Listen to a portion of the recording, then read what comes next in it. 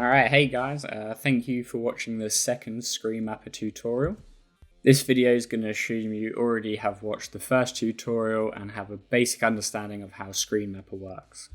Now in the last tutorial I showed you how to map your animations across a Screen Mapper project, and in this tutorial I'm going to show you how to build a layout based on a supplied image, and a few more cool features too.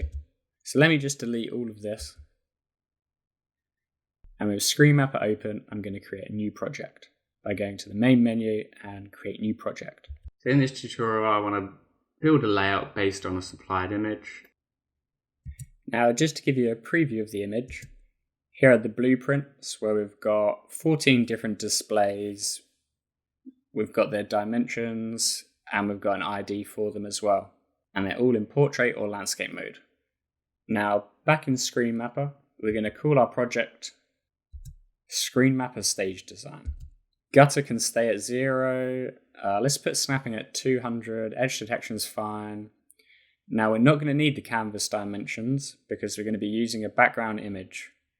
And what happens is when you add a background image, it adds the dimensions. The dimensions default to the size of the image you've uploaded.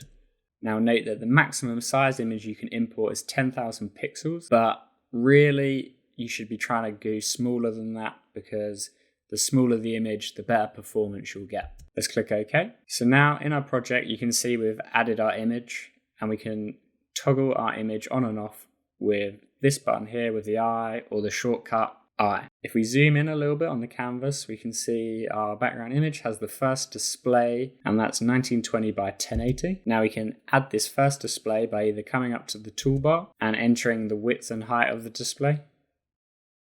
But I know that keyboard shortcut number 3 adds a display of 1920 by 1080. Now what you might have noticed is this has taken up the full canvas, and that's because our image, the total size of it, is 1920 by 1080. So it's not to scale. So what I'm going to do is I'm going to shrink this display down, zoom in a bit, move along, and let's try to position it, match it up as best we can. And I'm just going to use the W, A, S, and D keys to reposition and get it as close as we can. And that's looking like a match. Cool. So now we've got our first display and it's in the right position, but it's the wrong scale. Now to get this right, really what we want to do is change the scale of the canvas and the scale of our background image to match the size of our display. Now don't worry, Screen Mapper's got you covered and it allows you to do this using the canvas scale tool. Now to use the canvas scale tool, you need to make sure you've only got one display on the canvas. So you should do this at the very beginning of a project. Make sure the display is selected and come up to the canvas scale tool, and it should have its properties already in there. And we just want to enter what we want it to be. So the new width and the new height, which is what the blueprints require. Click add. And what it's done now is it's resized the canvas, resized our background image, and repositioned our display correctly. So now we've got a full 1920 by 1080 HD display. And if you come over to our project settings, you can see that our canvas width and height is a lot bigger, almost 13,000 pixels wide and over 7,000 pixels high. So let's add our second display. So this is the same as the first display. So what I could do is come over to the toolbar and on the X position, add 1920. Let's change the color to red and click add. And it's created the second display, an additional 1920 pixels across. Or if I just delete this, we can duplicate our displays.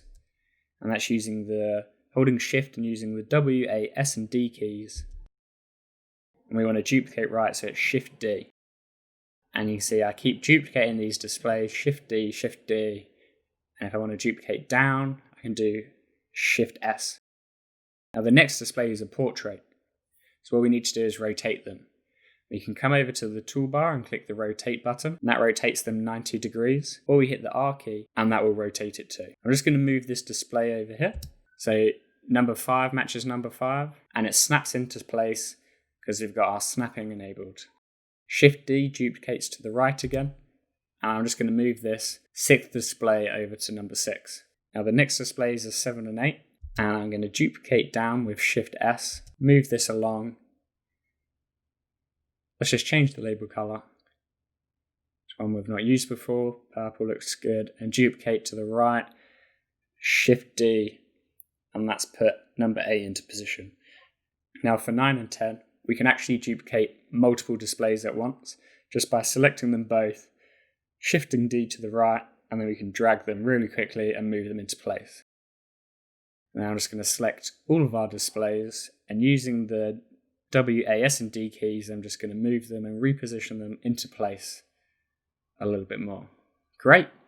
So the last ones I need to do are 11, 12, 13 and 14, and this is a small grid. Now we can add grids with the grid modal, and that's on the toolbar just here. This is a grid of 2 by 2, and each display is 1920 by 1080. And it's updated the total width and total height. I'm just going to keep the X and Y position as default in the top left corner. Gutter value, let's keep it empty. Direction I think is across. And let's choose some label colors, red and green, and click add.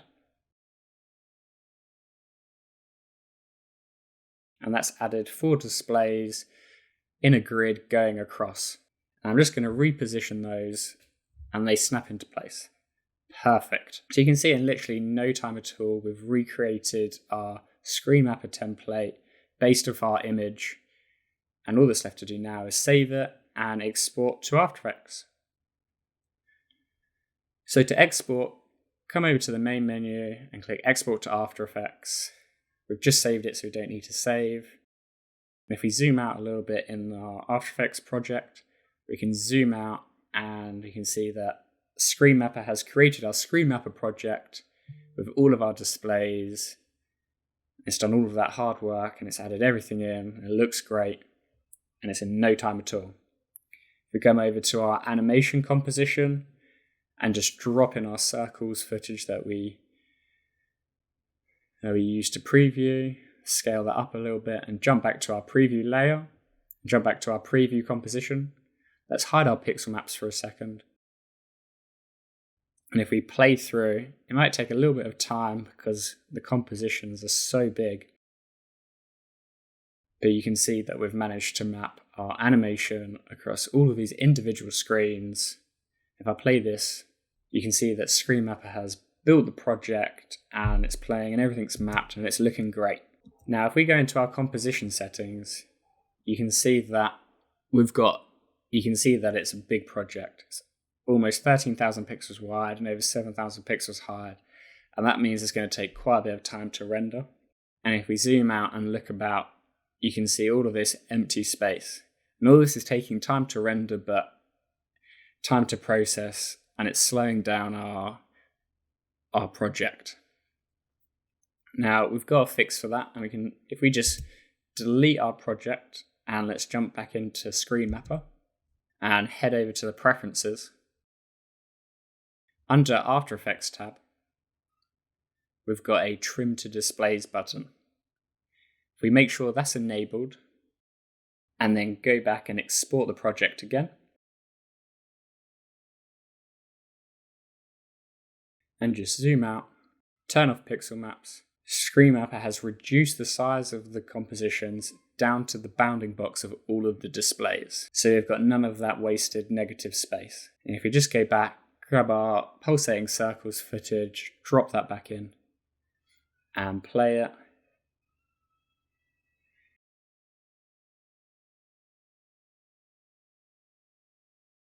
It's playing a little bit faster. And we go to our composition settings window. It's under 10,000 pixels wide and under 5,000 pixels in height. So we have lost quite a bit, which we weren't using anyway, so that's really good. And that's hopefully going to increase those speeds. Now, there's a couple more things I want to show you. Let's just delete this project again in After Effects and go back to the Screen Mapper preferences and back into the After Effects tab. We've got a button for importing images.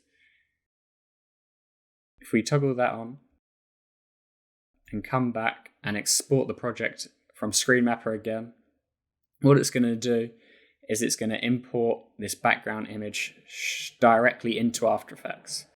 You see now we've got an additional folder called Display Assets. And if I just solo this layer, it's imported that image into our compositions in case you need to view it and check. Now the last thing I want to show you is the pixel map preset. And you can choose to either import them or not. And again, that's via the preferences under the pixel map preset. And if we go back, in each display composition, you get this shape layer called pixel map. And it's got a pixel map preset controller on it. Here we've got controls for changing things like guides, the color, the stroke, the width, dashes, adding corners.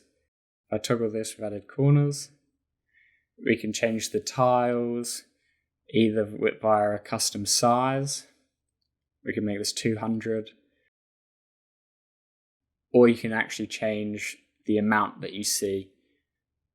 So at the moment it's 10 by 10 grid. Let's make this 20 on the X. Or we could do 40 by 20. But it's going to automatically update everything for you. Let's just bring this back down quickly to custom size 100 by 100. And we've also got the ability to change the color of each tile. Again, add borders to each tile. Loads of different customizable properties in there to suit your designs. And lastly, in case you missed it, you are able to toggle these on and off in the master controller in the main preview comp. Alright, that brings us to the end of the second tutorial. I hope you found it useful. Thanks for watching.